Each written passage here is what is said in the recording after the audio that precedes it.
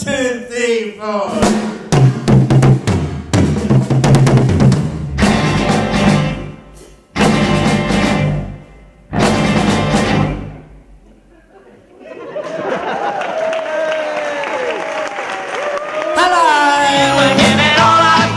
The story of the Bats began in 1964, when a bank clerk by the name of Eddie Eckstein, who'd been singing part-time with various combos, decided to form his own band.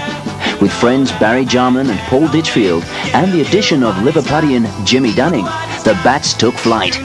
Within weeks, they had a recording contract and produced their first #1 hit single, All I Got. Here, screamed fans, was our answer to the Beatles.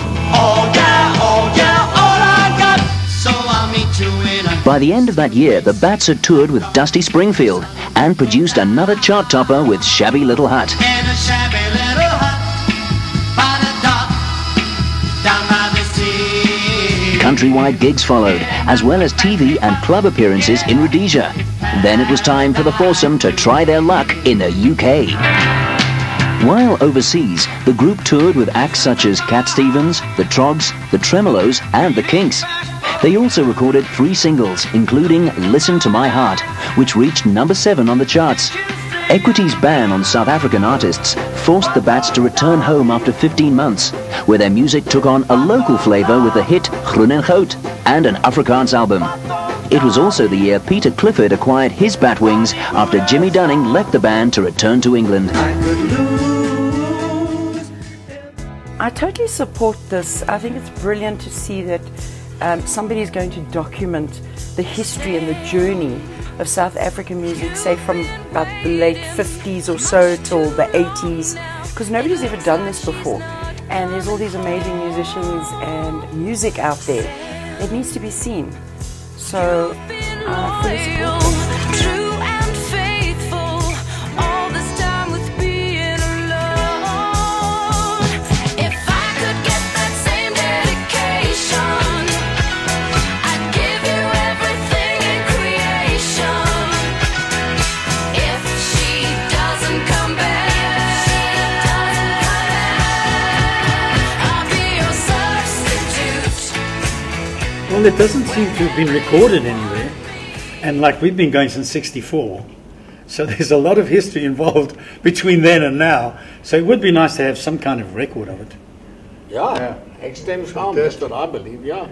Be great. And when you want to go back from the 50s, artists, yeah, to the 60s, 70s, 80s, a lot of people there, and it's great to remember the other acts. Because as you get older, you don't get as much publicity as you used to. In fact, you don't get any. You don't get any publicity, which we understand because we had the publicity when we were young. But now it's run out. We want some more, please.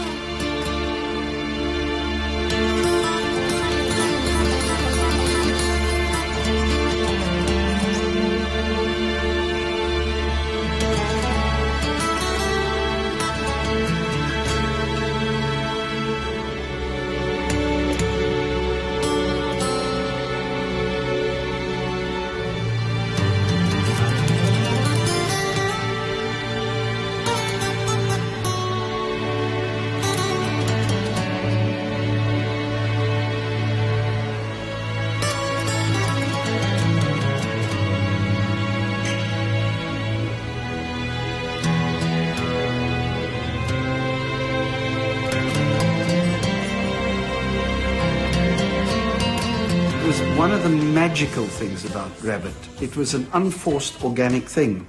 You know, they were just arrived.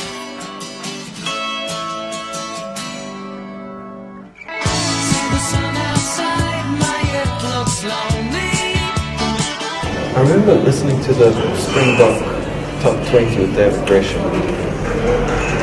There's a very strange parallel in that the South African songs were at least as good as the British and American songs on the chart. And at the same time, there was a sense of pride when a record like Paradise Row went to #1.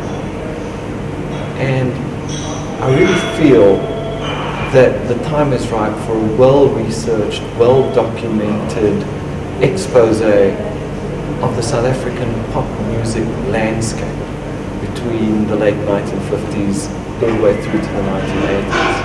it's so unfortunate that because of political and geographical isolation, a lot of those records were never heard around the world. But for the South African nation, they were so important that perhaps a few decades later, their significance needs to be again exposed and immortalized in film. The music of that generation definitely had a huge influence in the music that followed.